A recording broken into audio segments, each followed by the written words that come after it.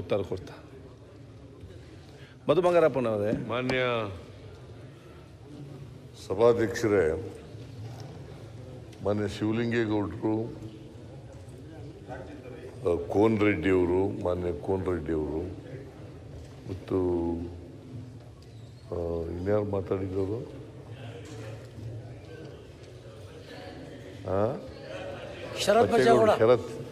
ಶರತ್ ಬಚ್ಚೇಗೌಡರು, ಆಮೇಲೆ ಸುರೇಶ್ ಗೌಡರು ಕೂಡ ಮಧ್ಯದಲ್ಲಿ ಇಂಟರ್ಫಿಯರ್ ಆಗಿ ಅವರಿಗೆ ರಾಜಕೀಯವಾಗಿ ಮಾತಾಡಿದ್ದಾರೆ. ಕೆಲವು ಅವ್ರು ಏನು ಹೇಳಿದ್ದಾರೆ ಅಂತಂದರೆ, ಸೆಂಟ್ರಲಿ ಸ್ಪಾನ್ಸರ್ಡ್ ಸ್ಕೀಮ್ಗಳಿದ್ದಾವಲ್ಲ, ಅದರಲ್ಲಿ ಒಂದು ವೈಟ್ ಪೇಪರನ್ನು ಸದನ ಮುಂದೆ ಇಡಬೇಕು ಸರ್ಕಾರ ಅಂತ ಹೇಳಿದ್ದಾರೆ. ಯಾಕಂತಂದರೆ ನಾವೆಲ್ಲರೂ ಕೂಡ ಆ ವಿರೋಧ ಪಕ್ಷದಲ್ಲಿರಲಿ, ಆಡಳಿತ ಪಕ್ಷದಲ್ಲಿರಲಿ, ಮತ್ತು JDSನವರು ಇರಲಿ, ಎಲ್ಲರೂ ಕೂಡ ಕರ್ನಾಟಕದ ಅಭಿವೃದ್ಧಿಯನ್ನು ಬಯಸ್ತಕ್ಕಂಥವ್ರು. ಕೇಂದ್ರ ಸರ್ಕಾರ ಕೆಲವು ವರ್ಷಗಳ ಹಿಂದೆ ಸೆಂಟ್ರಲಿ ಸ್ಪಾನ್ಸರ್ಡ್ ಸ್ಕೀಮ್, ಕೇಂದ್ರ ಪುರಸ್ಕೃತ ಯೋಜನೆಗಳು, ಸೆಂಟ್ರಲಿ ಸ್ಪಾನ್ಸರ್ಡ್ ಸ್ಕೀಮ್ ಮೊದಲು ಏನು ಮಾಡ್ತಾಯಿದ್ರು, ಕೇಂದ್ರ ಸರ್ಕಾರ 75% ಕೊಡ್ತಾಯಿದ್ರು. ಆಮೇಲೆ ರಾಜ್ಯ ಸರ್ಕಾರ 25% ಕೊಡ್ತಾಯಿತ್ತು. 75-25 ಇರ್ತಿತ್ತು ಕೇಂದ್ರ ಪುರಸ್ಕೃತ ಯೋಜನೆಗಳು ಅಂತ ಕರೆಯೋದು ನಾವು. ಈಗೇನು ಬತ್ತಾ ಏನಾಗಿದೆ, ಕಡಿಮೆ ಆಯ್ತಾ ಬಂತು. ನರೇಂದ್ರ ಮೋದಿಯವ್ರ ಸರ್ಕಾರದಲ್ಲಿ ಈಗ 40-42%ಗೆ ಇಳಿಸ್ಬಿಟ್ಟಿದ್ದಾರೆ. 40-42%ಗೆ ಅಂದರೆ 60-58%ಗೆ ಇಳಿದುಬಿಟ್ಟಿದೆ. ಅದಕ್ಕೆ ನಾವು ಇಡೀ ಸದನಕ್ಕೆ ಗೊತ್ತಾಗಬೇಕು, ಇಡೀ ರಾಜ್ಯದ ಜನರಿಗೆ ಗೊತ್ತಾಗಬೇಕು ಅಂಥೇಳಿ ಅವರು ವೈಟ್ ಪೇಪರನ್ನು ಪ್ರೊಡ್ಯೂಸ್ ಮಾಡಿ ಅಂಥೇಳಿ ಒತ್ತಾಯ ಮಾಡಿದ್ದಾರೆ. ನಾವು ಈಗ ಮಾನ್ಯ ಸದಸ್ಯರು ಕೇಳಿದ ಮೇಲೆ ವೈಟ್ ಪೇಪರನ್ನು ಪ್ರೊಡ್ಯೂಸ್ ಮಾಡಲಿಕ್ಕೆ ಸರ್ಕಾರ ಸಿದ್ಧ ಇದೆ. ಕೆಲವು ದಿನಗಳಲ್ಲಿ ನಾವು ವೈಟ್ ಪೇಪರನ್ನು ಪ್ರೊಡ್ಯೂಸ್ ಮಾಡ್ತೀವಿ. ವೈಟ್ ಪೇಪರ್ ಬಿಡುಗಡೆ ಮಾಡುವಾಗ ಕೇಂದ್ರದಿಂದ ರೈಲ್ವೇಸ್ಗೆ ಏನು ಬಂದಿದೆ, ರೋಡ್ಸ್ಗೆ ಏನು ಬಂದಿದೆ, ಕುಡಿಯೋ ನೀರಿಗೆ ಅದೆಲ್ಲಾನು ಸೇರಿಸಿ ಒಟ್ಟಾರೆ ಕರ್ನಾಟಕ ಅವಾಗ ಕರೆಕ್ಟಾಗಿ ಕ್ಲಾರಿಟಿ ಬರ್ತದೆ. Centrally sponsored centrally sponsored scheme ಅದನ್ನು ಈಗ ರೈಲ್ವೆ ಯೋಜನೆ ಒಪ್ಪಂದ ಆಗಿರೋದು ಯಾವ ಥರ, ಮೆಟ್ರೋ ರೈಲು 50-50 ಅಂತ, that is the agreement.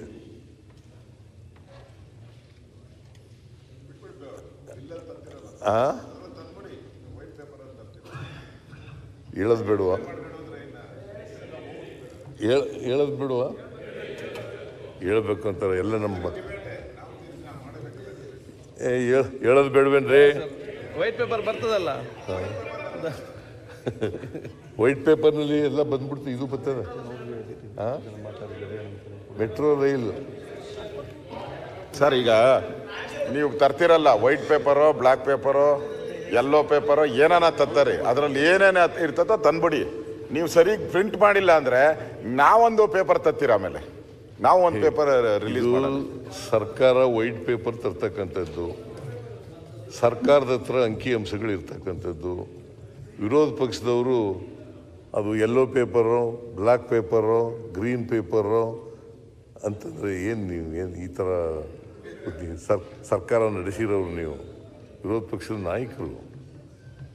White paper ಅಂತಂದರೆ ಫ್ಯಾಕ್ಟ್ಸ್ ಆ್ಯಂಡ್ ಫಿಗರ್ಸ್, ವಸ್ತುಸ್ಥಿತಿ ಏನಿದೆ ಅದನ್ನು ಮಾತ್ರ ಸದನದ ಮುಂದೆ ಇಡ್ತೀವಿ. ನಿಮ್ಗೆ ಯಾಕೆ ಅದ್ರ ಮೇಲೆ ಅನುಮಾನ? ಡೆವಲಪ್ಮೆಂಟ್ ಬಗ್ಗೆ ಚರ್ಚೆ ಮಾಡಿದ್ದು ಅದ್ರ ಬಗ್ಗೆ. ಮಾನ್ಯ ಅಧ್ಯಕ್ಷರೇ, ಇನ್ನೊಂದು ಅಡ್ಜರ್ಮೆಂಟ್ ಮೋಷನನ್ನು ವಿರೋಧ ಪಕ್ಷದವರು ಮತ್ತು ಜನತಾದಳ ಪಕ್ಷದವರು ಅವರು ಒಂದು ಅಡ್ಜರ್ಮೆಂಟ್ ಮೋಷನನ್ನು ಕೊಟ್ಟಿದ್ದರು. ಅದನ್ನು ನೀವು ಅದು ಆ್ಯಕ್ಚುಲಿ ಅಡ್ಜರ್ನ್ಮೆಂಟ್ ಮೋಷನ್ಗೆ ಬರಲ್ಲ, ಆದರೆ ನೀವು 69 ಕನ್ವರ್ಟ್ ಮಾಡಿದ್ದೀರಿ. 69 ಮೇಲೆ ಸುಮಾರು 38 ಜನ ಮಾನ್ಯ ಶಾಸಕರುಗಳು ಮಾತನಾಡಿದ್ದಾರೆ. 38 ಜನ. ಅದರಲ್ಲಿ ವಿರೋಧ ಪಕ್ಷದವರೇ ಜಾಸ್ತಿ ಮಾತಾಡಿದ್ದಾರೆ. ನಮ್ಮ ರೂಲಿಂಗ್ ಪಾರ್ಟಿಯವರು ಕೂಡ ಮಾತಾಡಿದ್ದಾರೆ. ಇಡೀ ರಾಜ್ಯದಲ್ಲಿ ಅಭಿವೃದ್ಧಿ ಆಗಿಲ್ಲ.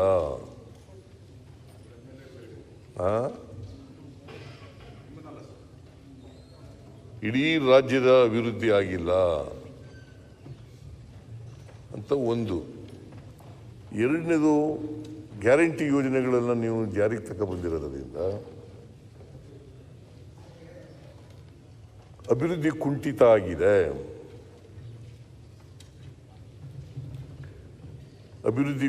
ಆಗಿದೆ. ಆಮೇಲೆ ಮಳೆ ಈ ಸಾರಿ ಕಳೆದ ವರ್ಷ ಈ ವರ್ಷ ಹೆಚ್ಚು ಮಳೆ ಬಿದ್ದಿದೆ. ಮುಂಗಾರಿನಲ್ಲಿ ಕೂಡ ಈ ಸಾರಿ ಫ್ರೀ ಮಾನ್ಸೂನ್ ಅಂತಲೇ ಶುರುವಾಗ್ಬಿಡ್ತು. ಫ್ರೀ ಮಾನ್ಸೂನ್ ಪೀರಿಯಡ್ನಲ್ಲೇ ಮಳೆ ಜಾಸ್ತಿ ಆಗ್ಬಿಡ್ತು. ಮಾನ್ಸೂನ್ನಲ್ಲೂ ಕೂಡ ಜಾಸ್ತಿ ಆಯಿತು. ಈ ಸಾರಿ ಮಾನ್ಸೂನು ಮುಂಚಿತವಾಗಿ ಪ್ರಾರಂಭ ಆಗ್ಬಿಡ್ತು. ಹಾಗಾಗಿ ಮಳೆ ರಾಜ್ಯದ ಎಲ್ಲ ಕಡೆ ಮಳೆ ಬಿದ್ದಿದೆ. ಒಂದೊಂದು ಸ್ವಲ್ಪ ಕೆಲವು ಕಡೆಗಳಲ್ಲಿ, ಬಹುತೇಕ ಕಡೆಗಳಲ್ಲಿ ಅತಿವೃಷ್ಟಿಯಾಗಿದೆ. ಅಗತ್ಯಕ್ಕಿಂತ ಜಾಸ್ತಿ ಮಳೆ ಬಿದ್ದಿದೆ. ಈಗ ಉದಾಹರಣೆಗೆ ಹೇಳಬೇಕು ಅಂತಂದರೆ, ನಾವು KRSಯಿಂದ 177.25 TMC ನೀರನ್ನು ಕೊಡಬೇಕಾಗಿತ್ತು ಪ್ರತಿ ವರ್ಷ. ಸರಿಯಾದ ರೀತಿಯಲ್ಲಿ ಮಳೆಗಾಲ ಆದರೆ, ನಾರ್ಮಲ್ ರೈನ್ ಬಿದ್ದರೆ 177.25 TMC ನೀರನ್ನು ಕೊಡಬೇಕಾಗಿತ್ತು. ಈಗಾಗಲೇ ಅದಕ್ಕಿಂತ ಜಾಸ್ತಿ ಹೊರಟೋಗಿದೆ.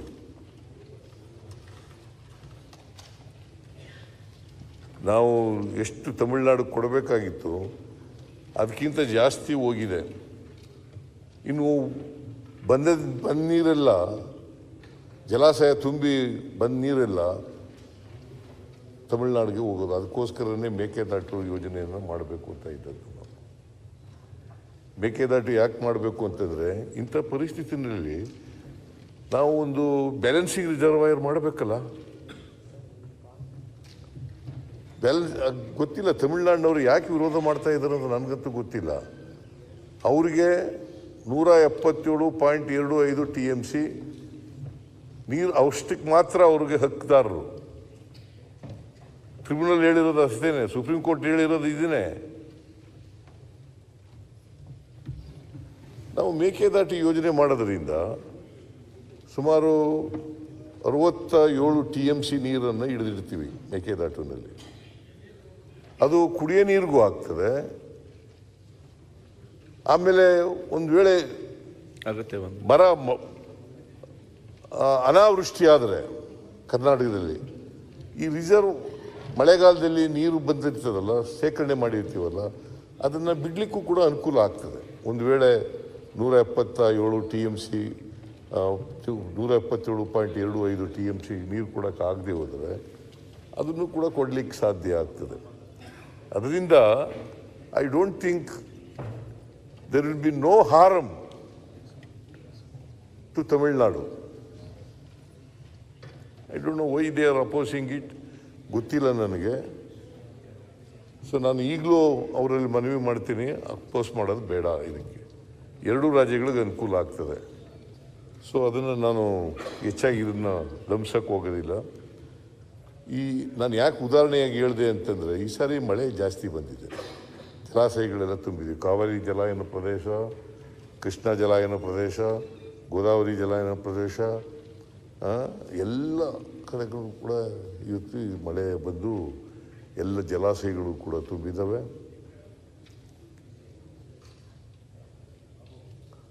ನಾವು ಹೆಚ್ಚು ನೀರನ್ನು ಕೆಳಗಡೆಗೆ ಹರಿಯಕ್ಕೆ ಬಿಡ್ತಾ ಇದ್ವಿ. ಈಗ ತಮಿಳುನಾಡಿಗೆ ಹೆಚ್ಚು ನೀರು ಹೋಗುತ್ತೆ, ತುಂಗಭದ್ರಾ ಡ್ಯಾಮ್ನಿಂದ ಹೆಚ್ಚು ನೀರು ಹೋಗುತ್ತೆ. ಕ್ಯಾಚ್ಮೆಂಟ್ ಏರಿಯಾದಲ್ಲಿ ಅಪ್ಪರ್ ಕೃಷ್ಣಕ್ಕೆ ಮಹಾರಾಷ್ಟ್ರದಲ್ಲಿರೋದು, ಅಲ್ಲಿಗೆ ನೀರು ಅಲ್ಲೂ ಬರ್ತಾ ಇದೆ. ಸುಮಾರು 2 ಲಕ್ಷ ಕ್ಯೂಸೆಕ್ಸ್ ವಾಟರ್ ಬರ್ತಾ ಇದೆ. 2 ಲಕ್ಷ ಕ್ಯೂಸೆಕ್ಸ್ ವಾಟರ್ ನಾವೆಲ್ಲನೂ ತರದು ಹಿಡ್ಕೊಳಕ್ಕಾಗಲ್ಲ. ಸೊ ಹಂಗಾಗಿ ಅನೇಕ ಜನ ಮಾನ್ಯ ಸದಸ್ಯರುಗಳು ಅತಿವೃಷ್ಟಿ ಬಗ್ಗೆ ಮಾತನಾಡಿದ್ದಾರೆ.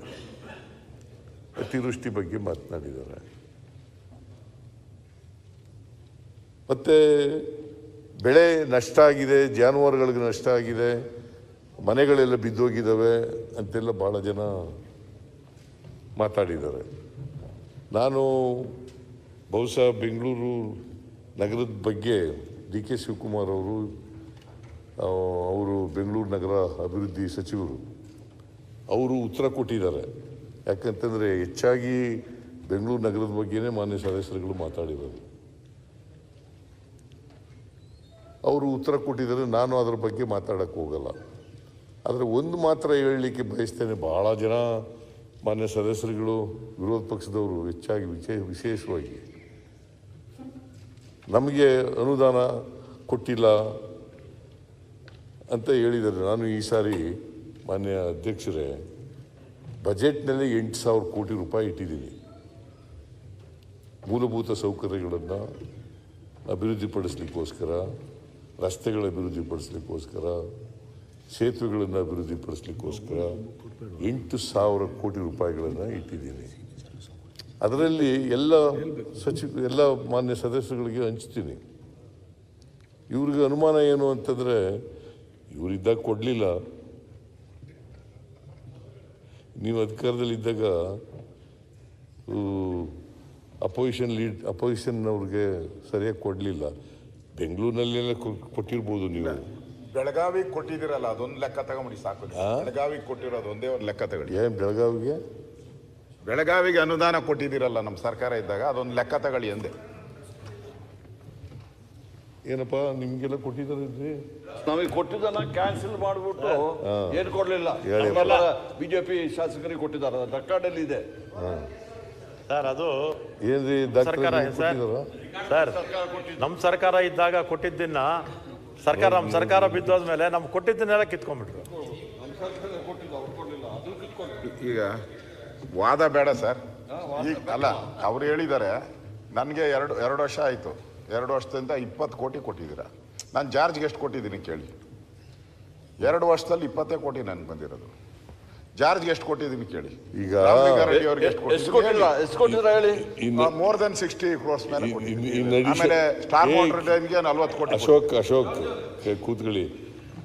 ಇದು ಕೊಡ್ತಕ್ಕಂಥದ್ದು ಬಜೆಟರಿ ವರ್ಕ್ಸ್ ಇದಾವಲ್ಲ, ಡೆವಲಪ್ಮೆಂಟಲ್ ವರ್ಕ್ಸ್ ಇದೆಯಲ್ಲ, ಅದು ನೀರಾವರಿ ಇರ್ಬೋದು, PWD ಇರ್ಬೋದು, ರೂರಲ್ ಡೆವಲಪ್ಮೆಂಟ್ ಇರ್ಬೋದು, ನಗರಾಭಿವೃದ್ಧಿ ಇರ್ತಕ್ಕಂಥದ್ದು ಇರ್ಬೋದು, ಅದ್ರ ಜೊತೆಗೆ ಅಡಿಷನಲ್ ಕೊಡ್ತಕ್ಕಂಥದ್ದು ಇದು. ನೀವೇನು ಮಾಡಿದ್ರಿ ಗೊತ್ತಾ? 2,70,000 ಕೋಟಿ ರೂಪಾಯಿ ಹಣ ಇಲ್ಲದೇನೆ ಮಂಜೂರು ಮಾಡಿಬಿಟ್ರಿ, ಟೆಂಡರ್ ಕರೆದ್ಬಿಟ್ರಿ. 2,70,000 ಕೋಟಿ. ಆಮೇಲೆ ಮುಖ್ಯಮಂತ್ರಿಗಳ ವಿವೇಚನಾ ಅನುದಾನ ಅಂತೇಳಿ 1,66,000 ಕೋಟಿ ರೂಪಾಯಿ ಕೊಟ್ಬಿಟ್ರು. ದುಡ್ಡೇ ಇಲ್ಲ. ಹಂಗಾಗಿ ಪೆಂಡಿಂಗ್ ಬಿಲ್ಸ್ಗಳೆಲ್ಲ ಜಾಸ್ತಿ ಆಗ್ಬಿಡ್ತು. ನಮಗೆ ಕಾಂಟ್ರಾಕ್ಟರ್ಸ್ ಅಸೋಸಿಯೇಷನ್ ಅವರು ನಮಗೆ ಬಿಲ್ ಪಾವತಿ ಮಾಡಿಲ್ಲ ಅಂತ ಹೇಳಕ್ಕೆ ಶುರು ಮಾಡ್ಬಿಟ್ಟು, ನೀವು ಮಾಡಿದ ತಪ್ಪಿನಿಂದ ಇವತ್ತು ನಾವು ಅನುಭವಿಸ್ಬೇಕಾದಂಥ ಪರಿಸ್ಥಿತಿ ಇದೆ. ಈ ತಪ್ಪಿನಿಂದ ನಮಗೆ ಗ್ಯಾರಂಟಿ ಯೋಜನೆಗಳನ್ನು ಮಾಡೋದ್ರಿಂದ ಹಣದ ಮುಗ್ಗಟ್ಟಾಗಿಲ್ಲ, ಹಣದ ಕೊರತೆ ಆಗಿಲ್ಲ.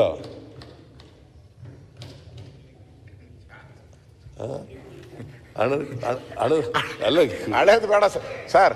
ನೀವು ಬಿಟ್ಟೋದಾಗ ನೀವು ಜನತಾ ದಳ ಇದ್ರಲ್ಲ ಸರ್ಕಾರ, ಅವಾಗ ಎಷ್ಟು ನಮ್ಮ ಸಾಲ ಮಾಡಕ್ಕೆ ಹೋಗಿರ್ಲಿಲ್ಲ. ಅವಾಗ ಎಷ್ಟು ಸಾಲ ನಾನು ಬಿಟ್ಟು ಹೋಗಿದ್ದಾಗ ನಾನು 2013ರಿಂದ 2018ರವರೆಗೆ ಇನ್ನು ಬೊಮ್ಮಾಯಿ ಅವರು ಪ್ರಾವಿಷನ್ ಇತ್ತು 25,000 ಕೋಟಿ ಪ್ರಾವಿಷನ್ ಇತ್ತು, ಬಿಟ್ಟೋದ್ರು ನಿಮ್ಗೆ. ಇಲ್ಲ ನೋಡಿ, 2013ರಿಂದ 2018ರವರೆಗೆ ನಾನು ಮುಖ್ಯಮಂತ್ರಿಯಾಗಿದ್ದೆ, ಹಣಕಾಸು ಮಂತ್ರಿಯಾಗಿದ್ದೆ. ಅದು ಒಂದು ಸುವರ್ಣ ಯುಗ. ಸುವರ್ಣ ಯುಗ. ಆ 13-5 ವರ್ಷ ಇತ್ತಲ್ಲ ಅವಧಿ, ಆಗ ದುಡ್ಡಿಗೆ ತೊಂದರೆನೇ ಇರಲಿಲ್ಲ. ಈಗ ಯಾಕೆ ದುಡ್ಡಿಗೆ ತೊಂದರೆ ಆಗಿದೆ ಅಂತಂದರೆ, ಒಂದು ಇವರು ದುಡ್ಡಿಲ್ದೇನೆ ಮಂಜೂರು ಮಾಡಿದ್ದು, ಬಿಲ್ಗಳನ್ನು ಬಿಟ್ಟೋದದ್ದು.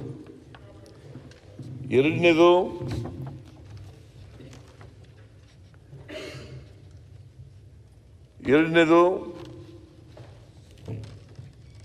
ಇವರು ಬಿಲ್ ಪೇ ಮಾಡಿಬಿಟ್ಟಿದ್ರೆ ಅಥವಾ ರೀಸನಬಲ್ ಆಗಿ ಇಟ್ಬಿಟ್ಟಿದ್ರೆ ನಮಗೆ ತೊಂದರೆ ಆಯ್ತಿರಲಿಲ್ಲ. ರೀಸನಬಲ್ ಇಡಲೇ ಇಲ್ಲ. ಬಸವರಾಜ ಬೊಮ್ಮಾಯಿ ಅವರು ಮುಖ್ಯಮಂತ್ರಿ ಆಗಿದ್ದಾಗ ಎಲ್ಲ MLAಗಳಿಗೂ ಬರೆದು ಕೊಡೋದೆ, ರೂಲಿಂಗ್ ಪಾರ್ಟಿಯವರಿಗೆಲ್ಲ ಬರೆದು ಕೊಡೋದೆ. ಗೊತ್ತಾಯ್ತಾ ಸುರೇಶ್ ಗೌಡ? ತಿಳ್ಕೊ ನೀನು ಸ್ವಲ್ಪ. ಸರ್ ಅವ್ರದ್ದು ಮಾಡಿದ ತಪ್ಪಿಗೆ ನಮ್ಗೆ ಯಾಕೆ ಪನಿಷ್ಮೆಂಟ್ ಸರ್? ನಮ್ಮ ಪಾರ್ಟಿಯವರು ಮಾಡಿರ್ಬೋದು, ನಮ್ಗೆ ಯಾಕೆ ಪನಿಷ್ಮೆಂಟ್? ನೆನ್ನೆ ಹೇಳ್ತಿದ್ಯಲ್ಲ ಸರ್. ನಿಮಗೂ ಬದಾಮಿ ಎಲ್ಲರೂ ಕೊಟ್ಟಾರಲ್ಲ ನಮ್ಮವರಿಬ್ರು. ಬದಾಮಿಗೆ ನಿಮಗೂ ಸಾಕಟ್ಟು ಕೊಟ್ಟಾರ ನಮ್ಮವರಿಬ್ರು. ಕೂತ್ಕೊಳ್ರಿ, ನೀವು ಪಕ್ಷದಿಂದ ಎಕ್ಸ್ಪೈಲ್ ಆಗಿದ್ದೀರಿ, ಕೂತ್ಕೊಳ್ಳಿ. ಅಲ್ಲ ಎಕ್ಸ್ಪೈಲ್ ಆದ್ರೆ ಏನ್ ಸರ್? ಅದಕ್ಕೆ ನೀವ್ ಯಾಕೆ ಬೈತೀರಾ? ಅಲ್ಲ ಅವ್ರು ಸರ್ ಅವ್ರು ಎಕ್ಸ್ಪೈಲ್ ಆಗಿ ನೀವ್ ಯಾಕೆ ಹೇಳ್ತೀರಾ ಸರ್? ಅಲ್ಲ ಪಾರ್ಟಿಯಿಂದ ಎಕ್ಸ್ಪೈಲ್ ಅವರು ಶಾಸಕರು ಅದಾರ. ಮಂತ್ರಿಗಳೇ, ನಿಮ್ಮನ್ನು ದೇವೇಗೌಡರು ಎಕ್ಸ್ಪೆಲ್ ಮಾಡಿದ್ರಲ್ಲ, ತಮ್ಮನು ಎಕ್ಸ್ಪೆಲ್ ಮಾಡಿದ್ರು ಸರ್ ದೇವೇಗೌಡರು.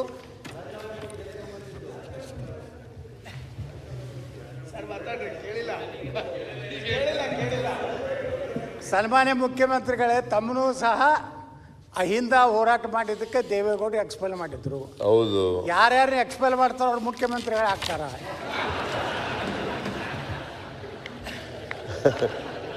ಈಗ ನೀವು ಮುಖ್ಯಮಂತ್ರಿ ಆದ್ರೆ ಬಹಳ ಸಂತೋಷ. ಯಾವ ಪಾರ್ಟಿಯಿಂದ ಆಗದು? ನೀವು ಯಾವ ಪಾರ್ಟಿಯಿಂದ ಆಗದು? BJPಯಿಂದ ಎಕ್ಸ್ಪೆಲ್ ಮಾಡಿಬಿಟ್ಟಿದ್ದಾರೆ.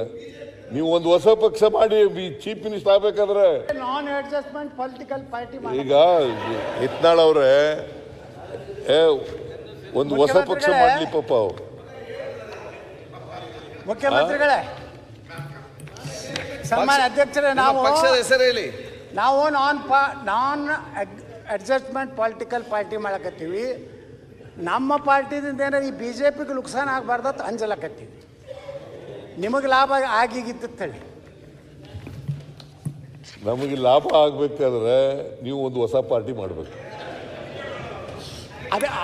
ಅದಕ್ಕೆ ಹೆಂಗಾದರೂ ಇದು ಮುಖ್ಯಮಂತ್ರಿ ತಮ್ಮದು ಕೊನೆಯ ಅವಧಿ ಇದೆ, ಮುಂದಂತರೂ ನೀವು ಮುಖ್ಯಮಂತ್ರಿ ಆಗೋದಿಲ್ಲ ಅಂತ ಹೇಳಿಬಿಟ್ಟಿರಿ. ನಾನು ಮುಖ್ಯಮಂತ್ರಿ ಆಗಲ್ಲ, ಹಾಂ ರೀ, ನೆಕ್ಸ್ಟ್ ಮುಖ್ಯಮಂತ್ರಿ ಆಗಲ್ಲ.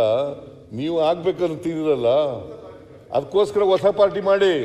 ಅದೇ ಸರ್, ಈಗ ನೀವು ಮುಖ್ಯಮಂತ್ರಿ ಆಗೋದಿಲ್ಲ ಅಂದ್ರೆ ನಿಮ್ಮ ಏನು ಓಟ್ ಅದೋ ಎಲ್ಲ ನಮ್ಮ ಕಡೆ ಬರ್ತಾವೆ, ನಾವು ಮುಖ್ಯಮಂತ್ರಿ ಆಗ್ತೀವಿ. ಯಾವ ಕಾರಣಕ್ಕೂ ನಮ್ಮ ಓಟ್ಗಳು ಇವ್ರ ಜೊತೆ ಹೋಗಲ್ಲ. ಯಾಕಂತಂದರೆ ಇವರು ಪರಿಶಿಷ್ಟ ಜಾತಿ ವಿರೋಧಿಗಳು, ಹಿಂದುಳಿದ ಜಾತಿಗಳ ವಿರೋಧಿಗಳು, ಅಲ್ಪಸಂಖ್ಯಾತರ ವಿರೋಧಿಗಳು. ಆದ್ರಿಂದ ಇವರು ಯಾವ ಕಾರಣಕ್ಕೂ ನಮ್ಮ ಓಟ್ಗಳೆಲ್ಲ ಇವ್ರ ಜೊತೆ ಹೋಗಲ್ಲ. ಕೂತ್ಕೊಳ್ಳಪ್ಪ, ನೀವು ಹಿಂದೂ ವಿರೋಧಿಗಳಲ್ಲ. ಅವ್ರ ಜೊತೆ ಮಾತಾಡ್ತಾರೆ. ಸನ್ಮಾನ್ಯ ಅಧ್ಯಕ್ಷರೇ, ಈಗ ನಾವು ನಿಮ್ಮ ಅತ್ಯಂತ ಪ್ರೀತಿಯ ಶಿಷ್ಯ ರಾಜಣ್ಣವ್ರು ಕೂಡ ಪಾರ್ಟಿ ಮಾಡ್ತೀವಿ. ಅದ್ರ ಜೊತೆಗೆ ನಾವು ಬರೇ ದೇಶದ್ರೋಹಿಗಳ ವಿರೋಧಿಗಳು, ನಾವು ಪರಿಶಿಷ್ಟ ಜಾತಿಯ ವಿರೋಧಿಗಳಲ್ಲ.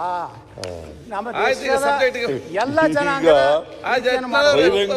ಬಹಿರಂಗವಾಗಿ ಟೋಪಿ ಹಾಕಿರೋರು ಓಟ್ ಬೇಡ ಅಂತ ಹೇಳೋರು ಯಾರು?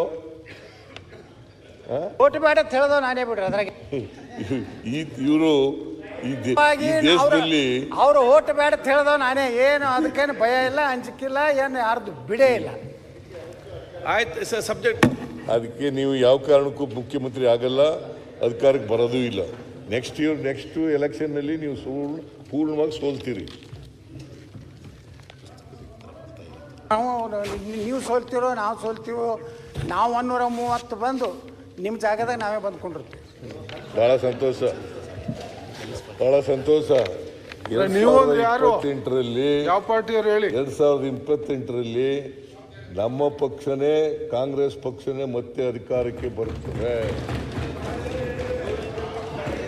100ಕ್ಕೆ 100 ಸತ್ಯ. ನೀವು ಯಾವ ಕಾರಣಕ್ಕೂ ಬಿಜೆಪಿ ಆಗಲಿ JDS ಆಗಲಿ, ಯತ್ನಾಳ್ ಇಂಡಿಪೆಂಡೆಂಟ್ ಆಗಿದ್ದಾರೆ ಈಗ, expelled member of the BJP, erstwhile BJP, ಅವರು ಯಾವ ಕಾರಣಕ್ಕೂ ಅಧಿಕಾರಕ್ಕೆ ಬರಕ್ಕೆ ಸಾಧ್ಯ ಇಲ್ಲ. ನೀವೇನಾದ್ರು ಒಂದು ಹೊಸ ಪಾರ್ಟಿ ಮಾಡಿದ್ರೆ ಸಾಧ್ಯತೆ ಇದ್ರೂ ಇರ್ಬೋದು. ಮಾನ್ಯ ಅಧ್ಯಕ್ಷರೇ, ಈಗ ಕೋರಂ ಕಡಿಮೆ ಆದಾಗ JDS ಕೇಳಲ್ವಾ ಕೇಳಿ ಸರ್. ಪ್ರಕಾಶ್ ಕೂತ್ಕೊಳ್ಳಿ. ಕೋರಂ ಏನಾದ್ರು ಕಡಿಮೆ ಆದ್ರೆ JDS ಮತ್ತೆ ಕೇಳಲ್ವಾ ತಾವು? ಯಾರು? ಇಲ್ಲ ನಾವು ಮತ್ತೆ ನೀವು ಬಿಜೆಪಿ ಸರ್, ನಾವು ಓದ್ ತಗೊಂಡಾಗ ಶಾಸಕರಾಗಿ ಓದ್ ತಗೊಂಡಾಗ ಸರ್, ಶಾಸಕರಾಗಿ ಓದ್ ಮೇಲೆ ನೀವೊಂಥರ ಅಸ್ಪೃಶ್ಯ ತರ ಆಗ್ಬಿಟ್ಟಿದ್ದೀರಿ. ಸಿದ್ಧಾಂತ ನಮ್ಮ ಹತ್ರ ಇದೆ, ಹೊಂದಾಣಿಕೆ ಇದೆ. ಯಾವ ನಮ್ ಸಿದ್ಧಾಂತ JDS ನಮ್ದಿದ್ದೇ ಇದೆ. ನಾನು ಪಕ್ಷ ಜನತಾ JDS ಪಕ್ಷ ಕಟ್ಟಿದವನು, ನಾನು ಚೇರ್ಮನ್ ಆದವನು, ನಾನೇ ಇಲ್ಲಿ ನೀವು ಆ ಪಕ್ಷ ಎಕ್ಸ್ಪೆಲ್ ಮಾಡಿದ್ರು ಅಂತ ಬಂದ್ಬಿಟ್ಟು ಇಲ್ಲಿ ಕಾಂಗ್ರೆಸ್ ಸೇರ್ಕೊಂಡಿದ್ದೀನಿ. ನೀವು ನೋಡಿ ಯಾಕೆ ನಿಮ್ಗೆ ಹೇಳ್ತಾ ಇದ್ದೀನಿ ಅಂತಂದರೆ, ನಾನು ಅಧ್ಯಕ್ಷನಾಗಿರುವಾಗ 59 ಸ್ಥಾನ ಗೆಲ್ತು JDS. ಅದಾದಮೇಲೆ ಈಗ ಎಷ್ಟಿದ್ದೀರಿ? 18ಕ್ಕೆ ಬಂದಿದ್ದೀರಿ. ಮುಂದಿನ ಸಾರಿ 2-3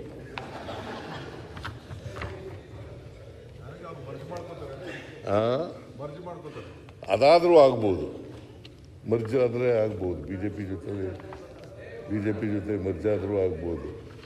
ಇದು ಈಗ ಅಲಯನ್ಸ್ ಮಾಡ್ಕೊಂಡಿದ್ದೀರಿ. ಯಾಕಂತಂದರೆ ನಿಮ್ಮಲ್ಲಿ ಅನೇಕ ಜನ ಪಾಪ ಪಕ್ಷದಲ್ಲಿ ಉಳಿಬೇಕೋ ಬೇಡವೋ ಅಂತಕ್ಕಂಥ ಗೊಂದಲದಲ್ಲಿದ್ದರು. ಆ ಗೊಂದಲ ನಿವಾರಣೆ ಮಾಡೋಕ್ಕೋಸ್ಕರ ಅವ್ರ ಜೊತೆ ಸೇರ್ಕೊಂಡಿದ್ದೀರಿ. ಮರ್ಜ್ ಮಾಡ್ಕೊಳ್ಳಿ ಬಿಡಿ ಸುಮ್ಮನೆ. ಬಾಬು, ನೀನು ಸಲಹೆ ಮಾಡು ದೇವೇಗೌಡರಿಗೆ.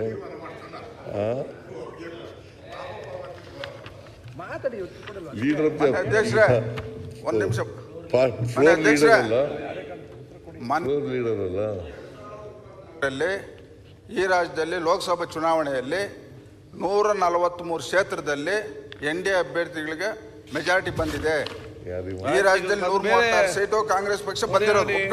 ಆಯ್ತು, JDS ಬಗ್ಗೆ ಈಗ ಮಾನ್ಯ ಮುಖ್ಯಮಂತ್ರಿಗಳು ನೋಡಿ, JDS ಪಕ್ಷದಲ್ಲಿ ಬೆಳೆದಂತವ್ರು. ಹೌದು. ಈಗ ರಾಷ್ಟ್ರದ ರವಿಕುಮಾರ್ ಅವರೇ, ಅವ್ರು ಬೇರೆ ರಾಜ್ಯಗಳಲ್ಲಿ ಹೋಗಿ ಪಕ್ಷ ಕಟ್ಟಿದ್ರೆ ಎಲ್ಲ ರಾಜ್ಯಕ್ಕೆ ಪಕ್ಷನ ಕಡೆಗಣಿಸುವ ಮಾತುಗಳು ಮಾತಾಡ್ತಾರೆ.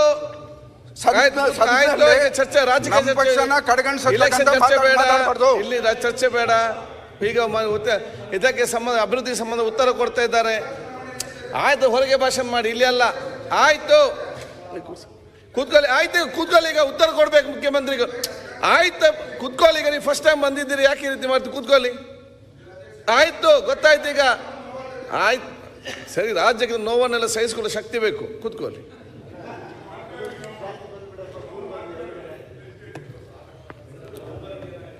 ಅಧ್ಯಕ್ಷರೇ, ಈಗ ಅಭಿವೃದ್ಧಿ ಬಗ್ಗೆ ಚರ್ಚೆ ನಡೀತಾ ಇದೆ ಬೇಡ. ಈಗ ಸಿದ್ದರಾಮಣ್ಣವರು ಅದು ತಿರುಗಿ ಸುತ್ತಿಸ್ತಾವ್ರು ಊರೆಲ್ಲ. ನಾವು ಡೆವಲಪ್ಮೆಂಟ್ ದಯವಿಟ್ಟು ಬೇಡ. ಈಗ ಅಧಿಕಾರಕ್ಕೆ ಬರೋದು ಅವ್ರ ಕೈಯಲ್ಲೂ ಇಲ್ಲ, ನಮ್ಮ ಕೈಲೂ ಇಲ್ಲ, ಭಗವಂತನ ಕೈಯಲ್ಲೈತೆ. ಭಗವಂತ ಎಲ್ಲ ಜನಗಳ ಕೈನಲ್ಲಿ. ಆ ಭಗವಂತ ಈ ರಾಜ್ಯದ ಜನ, ಭಗವಂತ ಈ ರಾಜ್ಯದ ಜನತಾ ಜನಾರ್ದನ. ಇದೇ ಸಿದ್ದರಾಮಯ್ಯನವರು 2017 ಇರೋದು. ಮುಂದಿನ ಸರಿನೂ ಕಾಂಗ್ರೆಸ್ಸೇ ಬರೋದು. ಕಾಂಗ್ರೆಸ್ಸೇ ಅಂದ್ರು, ಬರಲೇ ಇಲ್ಲ. ಅದಕ್ಕೆ ಕಳೆದ 30 ವರ್ಷದ ಇತಿಹಾಸ ನೋಡಿ, ರಿಪೀಟೇ ಆಗಿಲ್ಲ. ಯಾರು ರಿಪೀಟ್ ಆಗಿಲ್ಲ. ಅದರಿಂದ ಯಾರು ಪರ್ಮನೆಂಟ್ ಅಲ್ಲ. ಅವತ್ತಿನ ಸನ್ನಿವೇಶ, ಅವತ್ತಿನ ವಾತಾವರಣ, ಅವತ್ತಿನ ಜನಗಳ ಮೂಡು, ಅವತ್ತು ಜನಾರ್ದನ ಹೇಳಿದ್ರಲ್ಲ, MP ಎಲೆಕ್ಷನ್ನಲ್ಲೇ ಒಂಥರ ರಿಸಲ್ಟ್ ಬಂತು, MLA ಎಲೆಕ್ಷನಲ್ಲೇ ಒಂಥರ ರಿಸಲ್ಟ್ ಬಂತು. ಅದರಿಂದ ಅವತ್ತಿಗೆ ಕಾಯೋಣ, ಆ ಥರ ಬೇಡ. ಅಷ್ಟಲ್ಲೇನ ನಿಮ್ ಭಯ ಇದ್ರೆ, ಸರ್ಕಾರ ಬಿದ್ದೋತತೆ ಅಂತ ಭಯ ಇದ್ರೆ ನಾವೇನ ಮಾತಾಡೋಣ. ಅವರು 136 ಇದ್ದಾರೆ, ಅವ್ರಿಗೇನೋ ಭಯ ಇರ್ಬೇಕು, ಸರ್ಕಾರ ಬಿದ್ದೋಗ್ಬಿಡುತ್ತೆ, ಯಾರ ನಾವು ಬಿಜೆಪಿ ಬಂದ್ಬಿಡ್ತಾರೆ ಅಂತ ಏನೋ ಭಯ ಇದ್ರೆ. ಸದ್ಯಕ್ಕೆ ನಿಮಗ್ ಭಯ ಇದೆ. ಈಗ ಮುಖ್ಯಮಂತ್ರಿಗಳು ಹೇಳ್ಬೇಕು, ಈ ಪೂರ್ಣ 5 ವರ್ಷ ನೀವೇ ಮುಖ್ಯಮಂತ್ರಿ ಯಾವುದಕ್ಕೆ ಚರ್ಚೆ ಬೇಡ, ರಿಪ್ಲೈ ಟೈಮ್ ಅದನ್ನ ಹೇಳ್ಬೇಕು. ಕೂತ್ಕೊಳ್ಳಿ ಯತ್ನಾಳ್. ಈಗ ಮಾನ್ಯ ಸಭಾಧ್ಯಕ್ಷರೇ, ಅಶೋಕ್ ಅವರು ಒಂದು ಮಾತು ಹೇಳಿದ್ದಾರೆ, ನಮಗೆ ಭಯ ಇದೆ ಅಂತ. ನಮ್ಗೆ ಯಾವ ಭಯ ಇಲ್ಲ. 141 ಜನ ಸದಸ್ಯರು, 141. ನಿಮ್ಮಲ್ಲಿ 2 ಕಮ್ಮಿ ಆಯಿತು ಈಗ.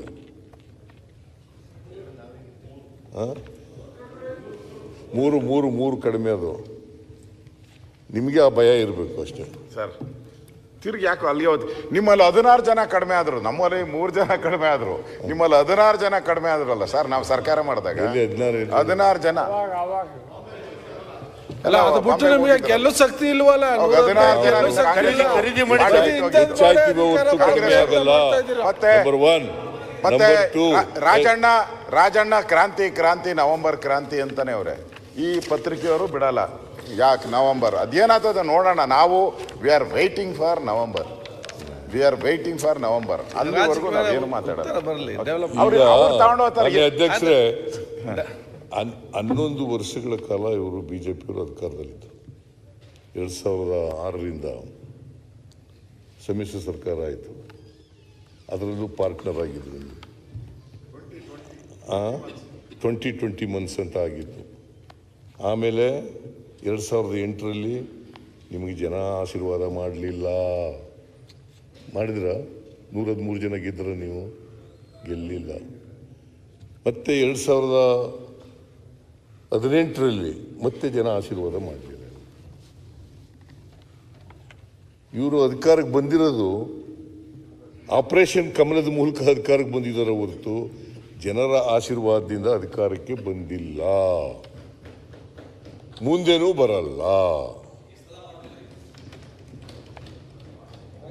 ಬರಲ್ಲ.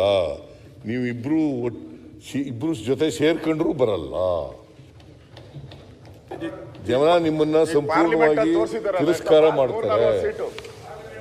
ಮಾನ್ಯ ಸೀಟ್ ಲೀಡ್ ಬಂದಿದ್ದೀರಿ.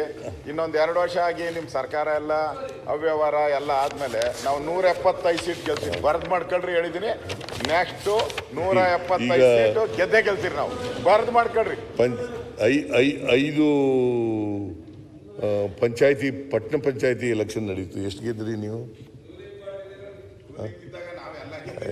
ಏನು ಗೆದ್ದಿಲ್ಲ ನೀವು. ಯಾವಾಗಲೂ ಯಡಿಯೂರಪ್ಪನವ್ರು ಮುಖ್ಯಮಂತ್ರಿ ಆಗಿದ್ದಾಗ ಎಲ್ಲ ಬೈ ಎಲೆಕ್ಷನ್ ನಾವೇ ಗೆದ್ದಿಲ್ಲ. ಗೆದ್ದಿಲ್ಲ. ಎಲ್ಲ ಬೈ ಎಲೆಕ್ಷನ್ ನಾವೇ ಗೆದ್ದವೆಲ್ಲ ನಾವೇ ಬಿಟ್ಟರೆ ಬೇರೆ ಕಡೆ ಎಲ್ಲೂ ಗೆದ್ದಿಲ್ಲ. ಪಂಚಾಯತಿಗಳಲ್ಲಿ ಗೆದ್ದಿಲ್ಲ. ಅದರಿಂದ ನಾವು 3 ಬೈ ಎಲೆಕ್ಷನ್ ನಡೀತಲ್ಲಪ್ಪ. ಯಾಕೆ ನೀವು ಸೋತ್ರಿ? ಚನ್ನಪಟ್ಟಣ ಯಾಕೆ ಸೋತ್ರಿ? ಸಿಗ್ಗಾಂವ್ ಯಾಕೆ ಸೋತ್ರಿ? ಸೇಡಂ ಯಾಕೆ ಸೋತ್ರಿ? ಚನ್ನಪಟ್ಟಣ ಅಲ್ಲಿ ಗೆದ್ದಿದ್ದು ನೀವು, ಅಲ್ಲಿ ಸೋತ್ರಿ. 2 ಮಾಜಿ ಮುಖ್ಯಮಂತ್ರಿ ಕ್ಷೇತ್ರ ಅಲ್ಲಿ ಸೋತ್ರಿ. ಕರ್ಕೊಂಬಂದು ಯೋಗೇಶ್ವರ್ ಆಪರೇಷನ್ ಮಾಡಿ ಗೆದ್ದು ಅಂದ್ರೆ ಹೇಗೆ ಸರ್? ಆಯ್ತಪ್ಪ.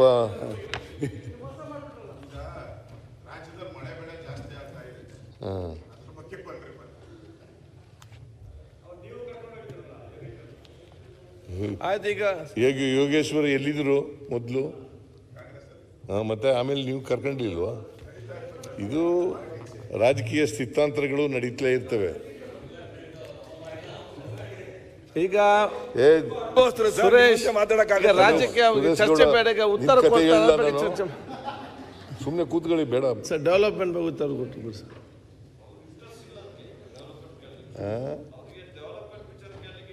ಇಂಟ್ರೆಸ್ಟ್ ಇಲ್ಲ. ನಾವೇನು ಮಾತಾಡ್ತಿಲ್ಲ ಸರ್. ನೀವೇ ಎಲ್ಲ ಸುತ್ತಿ. ಸುರೇಶ್, ಪ್ರತಿಯೊಂದು ಗೆದ್ದದ್ದು ಮಾತಾಡೋದು ಹೇಗೆ? ಪ್ರತಿಯೊಂದು ಶಬ್ದಕ್ಕೂ ಪ್ರತಿಯೊಂದು ಮಾತಿಗೆ ಮಾತಾಡ್ಲಿಕ್ಕೆ ಇಲ್ವಾ? ಮಾನ್ಯ ಅಧ್ಯಕ್ಷರೇ, ಇದು ನಾನು ಈ ಡೆವಲಪ್ಮೆಂಟ್ ಬಗ್ಗೆ ಚರ್ಚೆ ಮಾಡಿರೋದನ್ನೆಲ್ಲ ನೋಡಿದೆ. ನಾವು ಚರ್ಚೆ ಮಾಡಿರೋದನ್ನೆಲ್ಲ ನೋಡಿದ್ರೆ ಬಜೆಟ್ನಲ್ಲಿ ಏನೇನು ಹೇಳಿದ್ರಿ ಅದನ್ನೆಲ್ಲ ಪುನಃ ಮತ್ತೆ ರಿಪೀಟ್ ಮಾಡಿದ್ದೀರಿ. ಬಜೆಟ್ ಮಂಡಿಸೋದು ಯಾಕೆ? ಇಡೀ ವರ್ಷಕ್ಕೆ ರಿಸಿಪ್ಟ್ಸ್ ಎಕ್ಸ್ಪೆಂಡಿಚರ್ ಏನಾಗುತ್ತೆ, ಯಾವ್ಯಾವ ಬಾಬುಗಳಿಗೆ ಯಾವ್ಯಾವ ಇಲಾಖೆಗಳಿಗೆ ಎಷ್ಟೆಷ್ಟು ಹಣ ಕೊಟ್ಟಿರ್ತೀವಿ ಅಂತ ಹೇಳಲಿಕ್ಕೆ ಮಾಡಿರ್ತೀವಿ. ಏನೇನು ಖರ್ಚು ಮಾಡಿರ್ತೀವಿ, ಏನು ಖರ್ಚು ಮಾಡಬೇಕು ಅಂತ ಅನುದಾನಗಳನ್ನು ಕೊಟ್ಟಿರ್ತಕ್ಕಂಥದ್ದನ್ನು ಮಾಡಿರ್ತೀವಿ. ನೀವು ಮತ್ತೆ ಕರ್ನಾಟಕದ ಅಭಿವೃದ್ಧಿ ಬಗ್ಗೆ ಮಾತಾಡ್ತೀವಿ ಅಂತ ಹೇಳಿ ಮಾತಾಡಿದ್ದೀರಿ. ನಾವು ಗ್ಯಾರಂಟಿ ಯೋಜನೆಗಳಿಗೆ ಸುಮಾರು 52ರಿಂದ 55 ಸಾವಿರ ಕೋಟಿ ರೂಪಾಯಿಗಳನ್ನು ಖರ್ಚು ಮಾಡಿದ್ದೀವಿ. 55 ಸಾವಿರ ಕೋಟಿ ಇಲ್ಲಿವರೆಗೆ ಗ್ಯಾರಂಟಿ ಯೋಜನೆಗಳಿಗೆ ಖರ್ಚು ಮಾಡಿರ್ತಕ್ಕಂಥ ಹಣ ಜುಲೈ ಎಂಡ್ವರೆಗೆ 96 ಸಾವಿರ ಕೋಟಿ. 96 ಸಾವಿರ ಕೋಟಿ ದುಡ್ಡಿಲ್ಲದ ಸರ್ಕಾರ ಖರ್ಚು ಮಾಡೋಕ್ಕಾಯ್ತಿತ್ತ?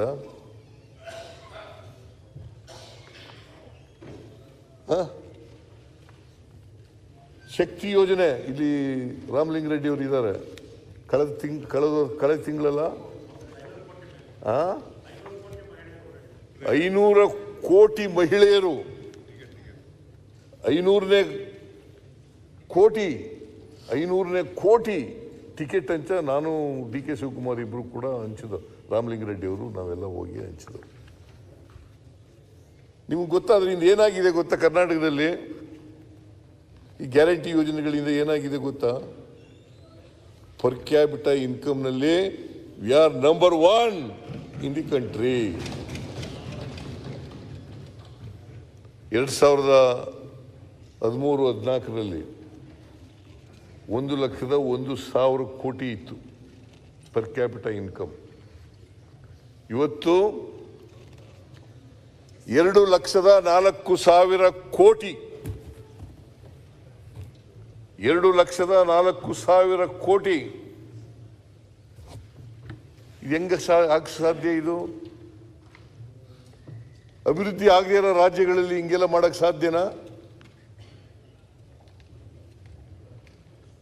2,04,000 ಕೋಟಿ.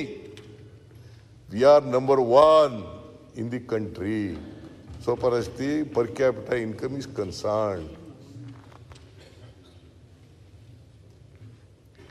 ಆಮೇಲೆ ಈ ಶಕ್ತಿ ಯೋಜನೆಯನ್ನು ನಾವು ಜಾರಿಗೆ ತಂದ ಮೇಲೆ 500 ಕೋಟಿ ಮಹಿಳೆಯರು ಫ್ರೀಯಾಗಿ ಪ್ರವಾಸ ಮಾಡಿದ ಮೇಲೆ ಬೆಂಗಳೂರಿನಲ್ಲಿ ಎಂಪ್ಲಾಯ್ಮೆಂಟು ರೇಟ್ ಇದೆಯಲ್ಲ 23% ಹೆಚ್ಚಾಯಿತು. ಬೆಂಗಳೂರಿನಲ್ಲಿ 23% ಜಾಸ್ತಿ ಆಯಿತು. ಹುಬ್ಳಿ ಧಾರವಾಡದಲ್ಲಿ 21% ಜಾಸ್ತಿ ಆಯಿತು. ಹೆಂಗ್ ಸಾಧ್ಯ? ಅಭಿವೃದ್ಧಿ ಆಗದೆ ಹೋದರೆ ರಾಜ್ಯ ಹಿಂಗೆಲ್ಲ ಜಾಸ್ತಿ ಆಗಕ್ಕೆ ಸಾಧ್ಯನಾ? ಏನಪ್ಪ ಸುರೇಶ್ ಗೌಡ, ಹೆಂಗ ಸಾಧ್ಯ ಆಗ್ತದೆ? ಇದು ನಾನು ಹೇಳೋದಲ್ಲ, ಪತ್ರಿಕೆಗಳು ಬಂದಿರತಕ್ಕಂಥದ್ದು. ಇದನ್ನು ಪರ್ ಕ್ಯಾಪಿಟ ಇನ್ಕಮ್ 2,04,000 ಕೋಟಿ ಆಗಿದೆ ಅಂತೇಳಿ ಕೇಂದ್ರ ಸರ್ಕಾರ ಹೇಳಿರೋದು ಪಾರ್ಲಿಮೆಂಟ್ನಲ್ಲಿ. ನಾನು ಹೇಳೋದಲ್ಲ. ಪಾರ್ಲಿಮೆಂಟ್ನಲ್ಲಿ ನಿರ್ಮಲಾ ಸೀತಾರಾಮನ್ ಉತ್ತರ ಕೊಟ್ಟಿರ್ತಕ್ಕಂಥದ್ದು. ಕೇಂದ್ರದ ಹಣಕಾಸು ಸಚಿವರು.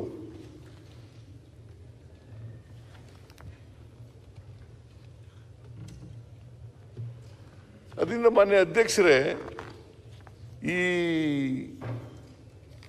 ಗ್ಯಾರಂಟಿ ಯೋಜನೆಗಳಿಂದ ಶಕ್ತಿ, ಗೃಹಲಕ್ಷ್ಮಿ, ಗೃಹಜ್ಯೋತಿ, ಅನ್ನಭಾಗ್ಯ ಮತ್ತು ಯುವ ನಿಧಿ ಈ ಕಾರ್ಯಕ್ರಮಗಳನ್ನು ಮಾಡಿದ ಮೇಲೆ ಇವ್ರು ಏನು ತಿಳ್ಕೊಬಿಟ್ಟಿದ್ದಾರೆ ಭಾಳ ಜನ ಮಾನ್ಯ ಸದಸ್ಯರುಗಳು, ಈ ಗ್ಯಾರಂಟಿ ಯೋಜನೆಗಳು ಅಭಿವೃದ್ಧಿನೇ ಕಾರ್ಯಕ್ರಮಗಳಲ್ಲ ಅಂತ ತಿಳ್ಕೊಬಿಟ್ಟಿದ್ದಾರೆ.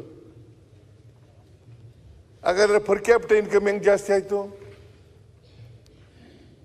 ಇಡೀ ದೇಶದಲ್ಲಿ ಕರ್ನಾಟಕ ನಂಬರ್ 1 ಆಗಬೇಕಾದ್ರೆ ಕಾರಣ ಏನು?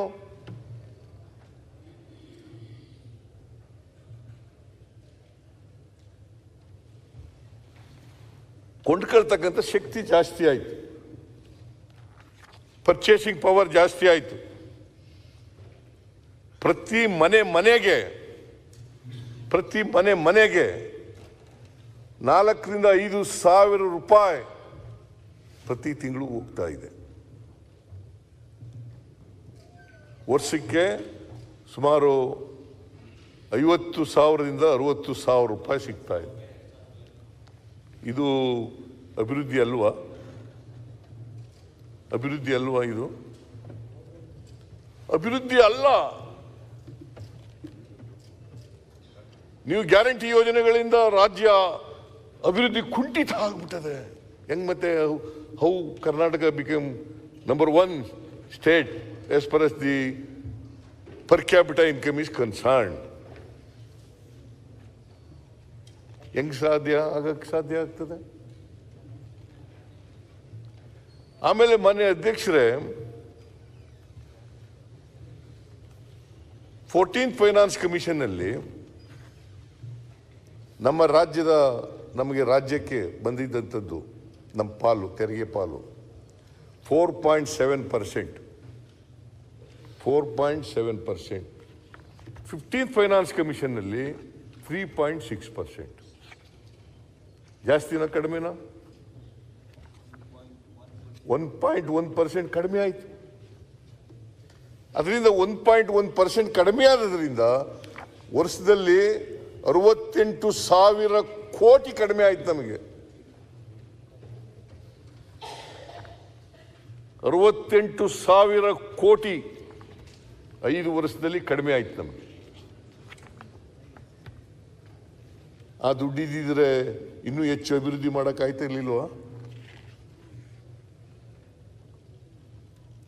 ಇನ್ನೂ ಮಾಡೋಕ್ಕಾಗ್ತಿರ್ಲಿಲ್ಲ. ಆಮೇಲೆ 15th ಫೈನಾನ್ಸ್ ಕಮಿಷನ್ನಲ್ಲಿ 15th ಫೈನಾನ್ಸ್ ಕಮಿಷನ್ ಅಧ್ಯಕ್ಷರಾಗಿದ್ದವರು ತೆರಿಗೆ ಪಾಲಿನಲ್ಲಿ ಕಡಿಮೆ ಆಗಿದೆ ಅಂತೇಳಿ ನಮಗೆ 5,495 ಕೋಟಿ ರೂಪಾಯಿ ಕೊಡಬೇಕು ಅಂತ ಬರೆದಿದ್ರು. ರಿಪೋರ್ಟ್ನಲ್ಲೇ ಬರೆದಿದ್ರು 5,495 ಕೋಟಿ. 5,495 ಕೋಟಿ. ಆಮೇಲೆ ಅಪ್ಪರ್ ಭದ್ರಾ ಯೋಜನೆಗೆ ಈ ಕಡೆನೂ ಇರಬೇಕು, ಈ ಕಡೆನೂ ಇದ್ದಾರೆ. ಅಪ್ಪರ್ ಭದ್ರಾ ಯೋಜನೆ ಬರ್ತಕ್ಕಂಥವ್ರು. ಜಯಚಂದ್ರ ನಿದ್ದೆ ಮಾಡ್ತಾ ಇದೆಯಾ? ಅಪ್ಪರ್ ಭದ್ರಾ ಯೋಜನೆ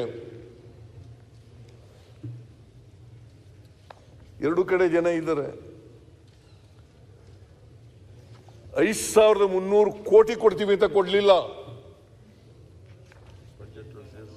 ಬಜೆಟ್ನಲ್ಲಿ 2023-24ರಲ್ಲಿ ಬಜೆಟ್ ಘೋಷಣೆ ಮಾಡಿರ್ತಕ್ಕಂಥ ಹಣ ಇದು. ಬೇರೆ ನಾನು ಹೇಳ್ತಾ ಇರೋದಲ್ಲ, ನಾನು ಕೇಳ್ತಾ ಇರೋದು ಅಲ್ಲ.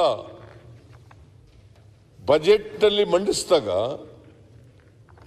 ಕೇಂದ್ರ ಸರ್ಕಾರ ಬಜೆಟ್ ಮಂಡಿಸಿದಾಗ ಶ್ರೀಮತಿ ನಿರ್ಮಲಾ ಸೀತಾರಾಮನ್ ಅವರು, ಮಾನ್ಯ ಹಣಕಾಸಿನ ಮಂತ್ರಿಗಳು 5,300 ಕೋಟಿ ಕೊಡ್ತೀವಿ ಅಂತ ಹೇಳಿದ್ರು. ಇವತ್ತಿನವರಿಗೆ ಒಂದು ರೂಪಾಯಿ ಬರಲಿಲ್ಲ.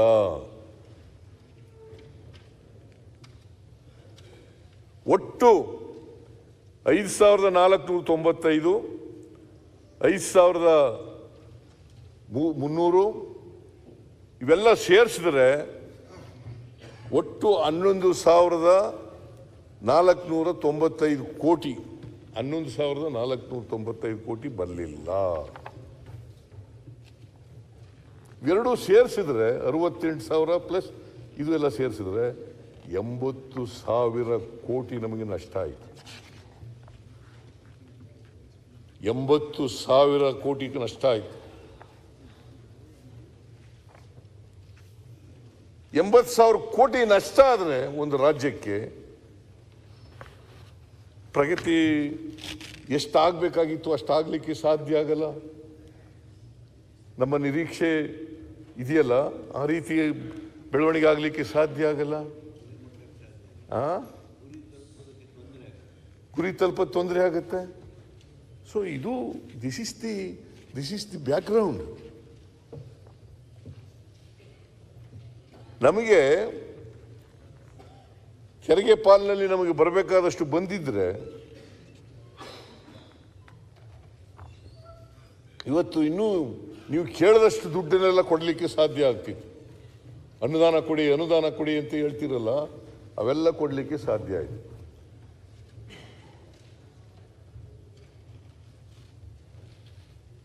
ಅದರಿಂದ ಮಾನ್ಯ ಅಧ್ಯಕ್ಷರೇ, ನಾವು ಇಷ್ಟೆಲ್ಲ ಆದರೂ ಕೂಡ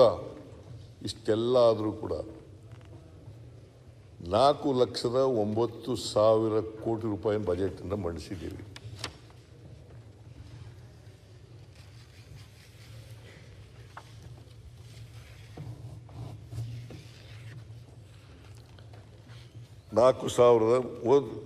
ಎರಡು ಸಾವಿರದ 24-25ರಲ್ಲಿ ಬಜೆಟ್ ಗಾತ್ರ ಇದ್ದದ್ದು 3,71,000 ಕೋಟಿ. ಈಗ ಎಷ್ಟಾಗಿದೆ?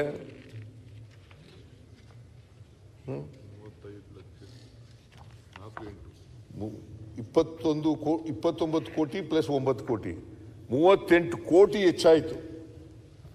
ಅಭಿವೃದ್ಧಿ ಕುಂಠಿತ ಹೆಂಗಾಗ್ತದೆ? ಅದ್ರ ಜೊತೆಗೆ ಮಾನ್ಯ ಸಭಾಧ್ಯಕ್ಷರೇ, SCP TSP ಕಾಯ್ದೆ ಮಾಡಿದ್ರು. SCP TSP ಕಾಯ್ದೆ ಮಾಡಿದ್ದೀವಿ. BJPಯವರು ಭಾಳ ದಲಿತರ ಬಗ್ಗೆ ಮೊಸಳೆ ಕಣ್ಣೀರು ಸುರಿಸ್ತಾರೆ. ಇವತ್ತಿನವರಿಗೆ ನಾವು 2013ರಲ್ಲಿ ಮಾಡಿದವು. 2013ರಲ್ಲಿ 2014-15ರಿಂದ ಜಾರಿಗೆ ಬಂತು.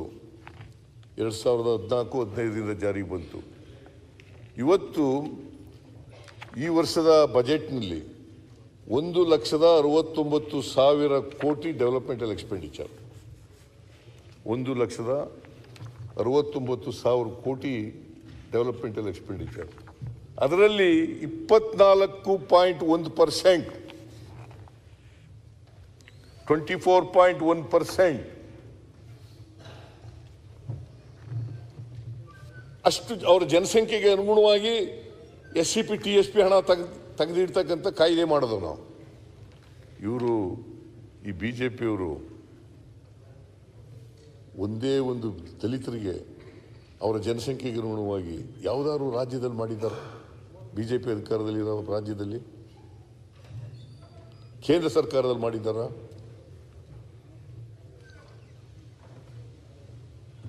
ಮಾಡಿಲ್ಲ.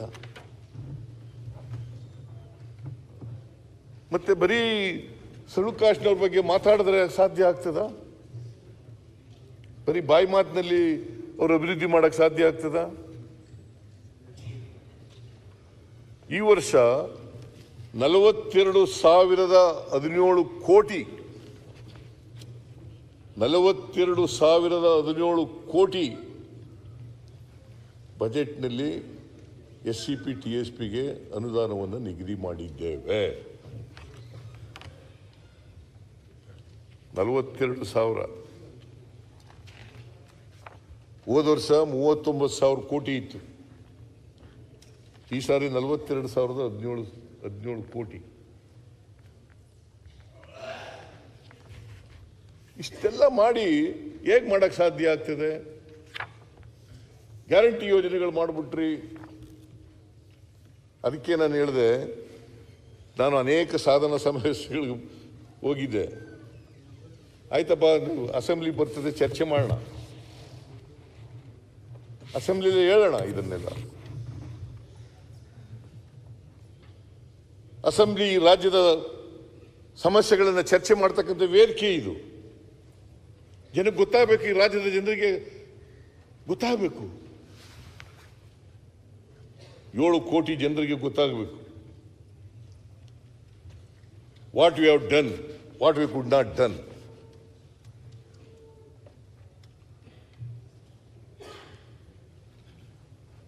ಅದರಿಂದ ಮಾನ್ಯ ಅಧ್ಯಕ್ಷರೇ, ಇವರು ಏನೇನು ಹೇಳಿದ್ದಾರೆ,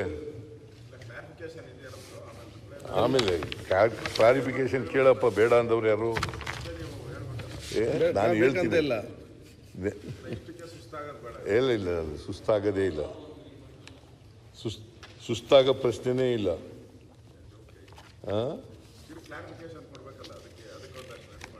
ಅಲ್ಲ, ಈ ಕ್ಲಾರಿಫಿಕೇಶನ್ ಏನು ಬೇಕು, ನೀವು ಏನು ವಿರೋಧ ಪಕ್ಷದವ್ರು ಏನು ಕೇಳಿದ್ರು ಹೇಳ್ತೀನಿ. ನೀವು ಕೇಳೋದಕ್ಕೆ ನೀವು ಭಾಳ ನಿಮಗೆ ಏನು ಕೇಳಕ್ಕೆ ಏನು ಇಲ್ವೇ ಇಲ್ಲ ನಿಮಗೆ. ಮಾನ್ಯ ಸುರೇಶ್ ಗೌಡ, ಕೇಂದ್ರ ಸರ್ಕಾರದ ಬಜೆಟ್ ಗಾತ್ರ ಎಷ್ಟು? ಯಾಕೆ ನಿಮಗೆ ಯಾರು ಮಾತಾಡ ಶಿವಲಿಂಗ ಅವ್ರೆ? ಕೇಂದ್ರ ಸರ್ಕಾರ ಇಷ್ಟು ಕೊಟ್ಟಿದ್ದು, ಪ್ರಧಾನಮಂತ್ರಿಗಳು ಇಷ್ಟು ಕೊಟ್ಬಿಟ್ಟಿದ್ರು. ಅದು ಇದಕ್ಕೆ ಸೆಂಟ್ರಲಿ ಸ್ಪಾನ್ಸರ್ಡ್ ಸ್ಕೀಮ್ಗಳಿಗೆ ಅವರು ಅದು ಹೇಳಲಿಲ್ಲ ಸರ್. ನಾನು ಕೇಂದ್ರ ಸರ್ಕಾರ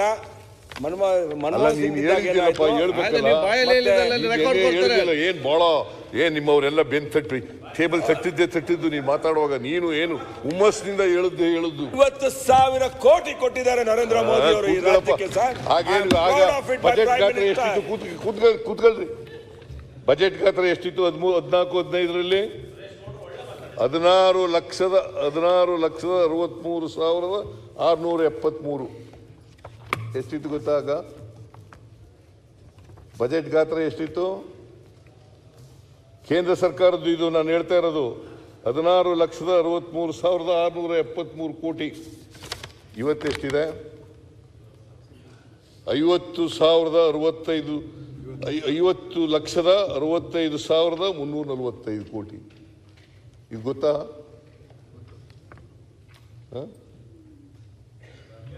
ಅಂದ್ರೆ 10 ವರ್ಷ ಒಳ್ಳೆ ಇಂಪ್ರೂವ್ಮೆಂಟ್ ಆಯ್ತು. ಅವತ್ತು ಮನಮೋಹನ್ ಸಿಂಗ್ ಅವರು ಹಣ ಕಮ್ಮಿ ಕೊಟ್ಟಿದ್ರು, ಈಗ ಜಾಸ್ತಿ ಕೊಟ್ಟಿದ್ದೀವಿ ನಾವು. ಗಾತ್ರ ಎಷ್ಟಿದೆ? 16,000 ಎಲ್ಲಿ? 50,000 ಕೋಟಿ. 50,65,345 ಕೋಟಿ. ಅವತ್ತು ಗಾತ್ರ ಇದ್ದದೆಷ್ಟು? 16,63,673. 15-16ರಲ್ಲಿ 17,90,783. 16-17ರಲ್ಲಿ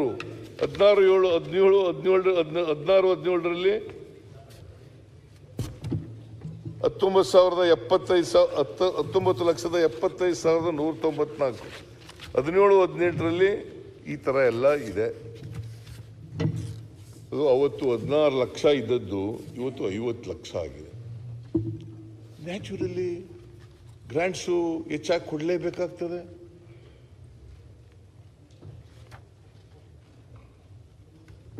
ಅದರಿಂದ ಮಾನ್ಯ ಅಧ್ಯಕ್ಷರೇ, ಇವರು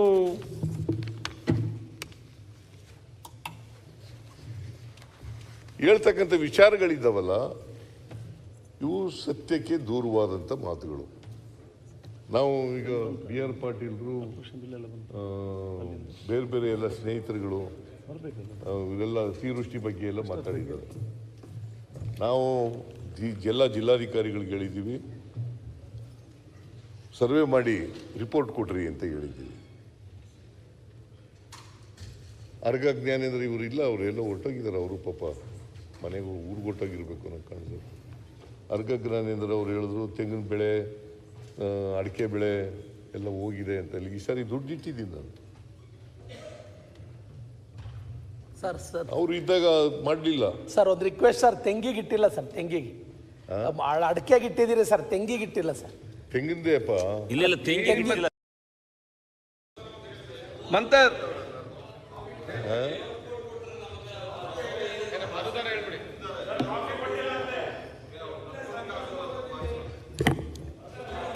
ಸರ್ ಕಾಫಿಗೂ ಕೊಡಬೇಕು ಅಂತ ಕೇಳ್ಕೊಳ್ಳಿ ಮಾನ್ಯ ಸಭಾಧ್ಯಕ್ಷ. ಈಗ ರಿಸೋರ್ಸಸ್ ಎಲ್ಲ ನೋಡ್ಕೊಂಡು ಎಲ್ಲ 224 ಕ್ಷೇತ್ರಗಳಿಗೂ ಕೂಡ ಕೊಡ್ತೀವಿ. ಈಕ್ವಲ್ ನೀವು ಈಕ್ವಲ್ ಕೊಟ್ಟಿದ್ದೀರಾ? ಎಲ್ಲಿ ಕೊಟ್ಟಿದ್ದೀರೇನೆ? ಸುಮ್ಮನೆ ಕೊಟ್ಟಿಲ್ಲ. ಅಲ್ಲ ನೀವು ಕೊಡಿ ದಯವಿಟ್ಟು.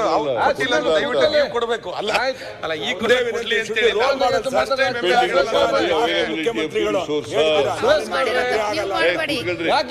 ರಾಮಮೂರ್ತಿ ಇದು ಲಾಸ್ಟ್ ನಿಮ್ದು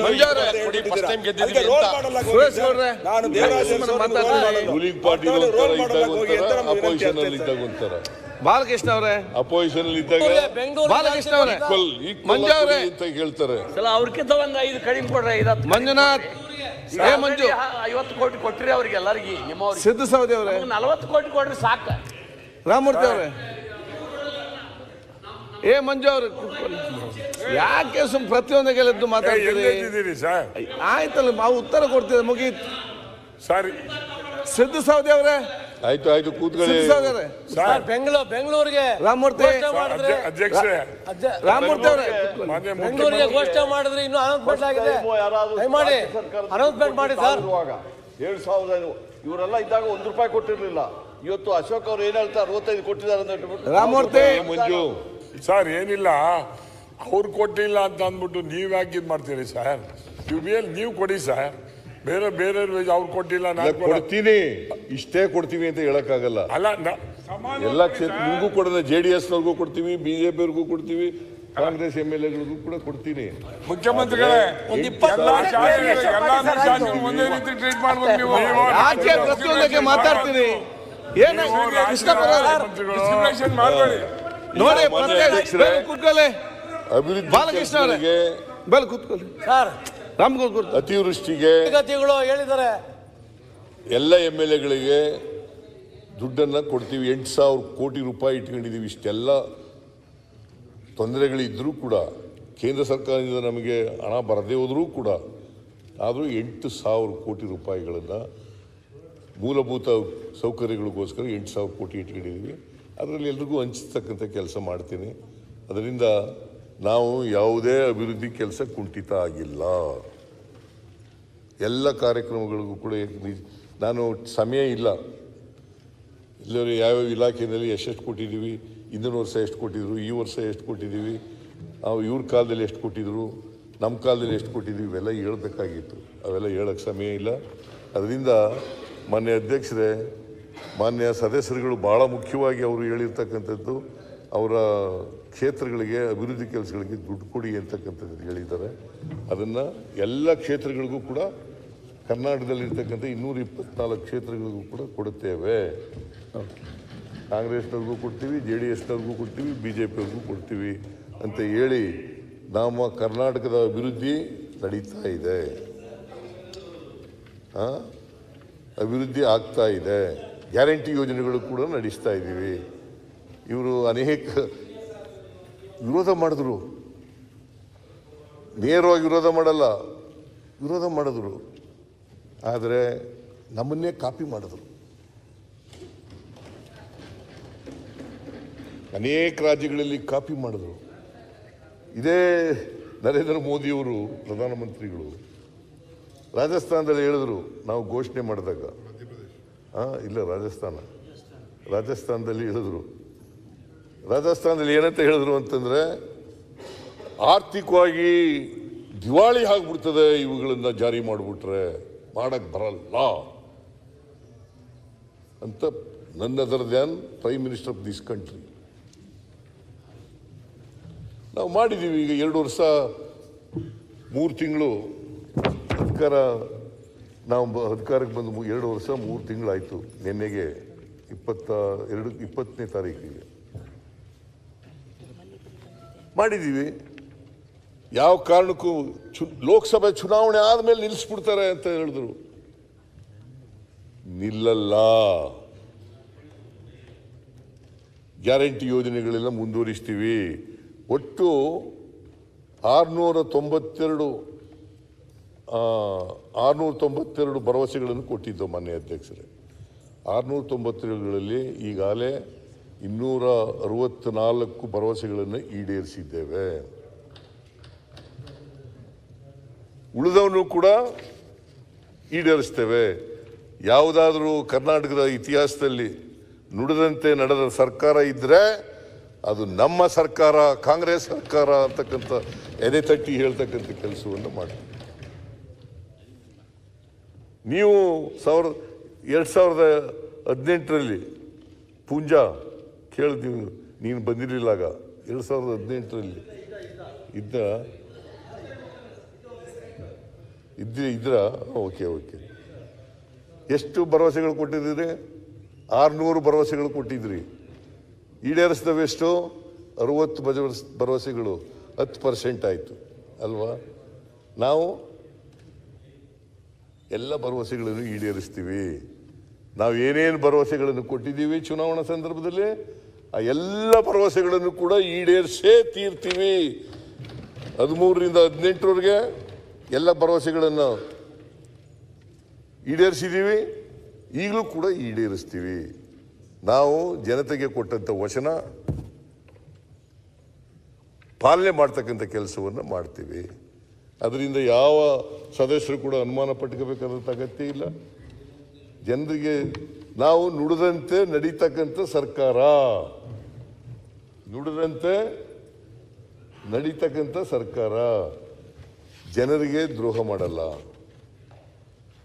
ಅಲ್ವಾ? ಅದರಿಂದ ಮಾನ್ಯ ಅಧ್ಯಕ್ಷರೇ, ನನಗೆ ಸಮಯ ಇವತ್ತು ಕೊನೆ ದಿನ ಅದರಿಂದ ಇಷ್ಟಿನ ಹೇಳಿ ನನಗೆ ಸಮಯ ಕೊಟ್ಟಿದ್ದಕ್ಕೆ, ಅವಕಾಶ ಕೊಟ್ಟಿದ್ದಕ್ಕೆ ಒಂದು ಸ್ಟೇಟ್ಮೆಂಟು ಓದಬೇಕಾಗಿದೆ. ಆ ಸ್ಟೇಟ್ಮೆಂಟ್ ಓದ್ಬಿಟ್ಟು ಆಮೇಲೆ ಕ್ಲಾರಿಫಿಕೇಷನ್ ಇದಕ್ಕೆ ಸಂಬಂಧಪಟ್ಟದ್ದಲ್ಲ, ಕ್ಲಾರಿಫಿಕೇಷನ್ ಆದಮೇಲೆ ಓದ್ತೀನಿ.